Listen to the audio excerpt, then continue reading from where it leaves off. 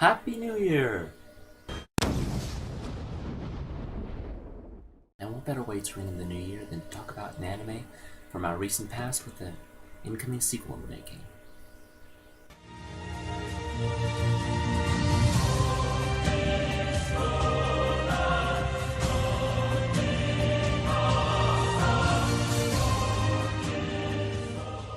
The show takes place in the near future where virtual reality gaming has become very popular recently, with the newest MMO, Sword Art Online, being soon released. The game's creator, Akihiko Kayaba, traps the players in the game, saying that they can only get out until they clear it, with the catch being if they die in the game, they die in real life.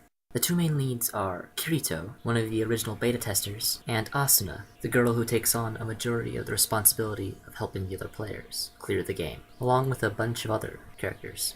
Now let's get everything out of the way one thing at a time. It becomes clear over time that Kirito is just an idealized representation of a gamer, something the viewer and the author could attach themselves to. And for the last time, Sword Art Online is not sexist.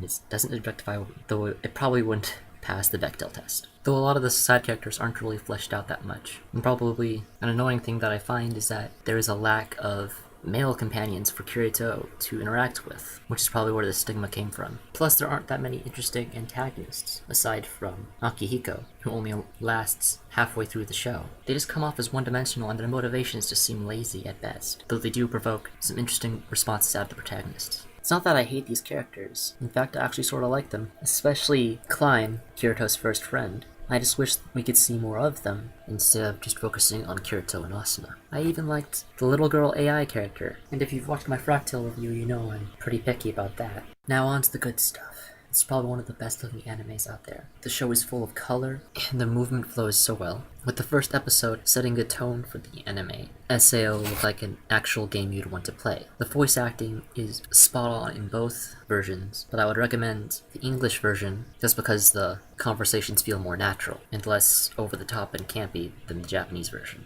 Going back to the fight scenes, they are literally the best part of the anime, full of gorgeous set pieces, with each encounter feeling familiar but fresh and different, with the boss fights really feeling like a do-or-die situation, keeping you on the edge of your seats, and an impressive spectacle. A couple of nitpicks I have with the first half of the show is abundance of time skips throughout the first couple episodes, which also leads into another problem that comes up from this, which is that we don't see much of what makes an MMORPG fun, which is the group interaction, and a major component, which is the grinding aspect. If they just took their time on the first arc and just showed us some of this, it would feel more complete. And just a small complaint is that in the first episode they say that they can't feel pain from the damage, but throughout most of the rest of the anime, they prove otherwise. It's just something that bugs me. Oh, and one last thing that bothers me in the first arc is the particle effects of dying characters and objects. It's too pretty. It takes away the gaming feel that the show is supposed to represent.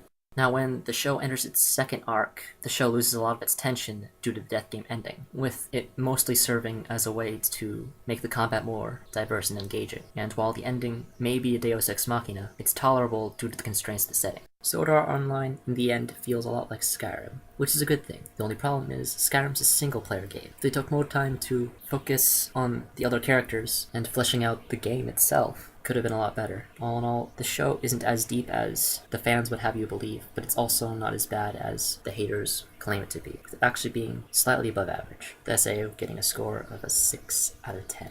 And personally, my thoughts on the announcement about them continuing SAO has got me quite excited. I've heard a lot of good things about it, and I'm hoping that they'll go into an interesting direction with it, but we'll just have to wait and see. We'll have to wait.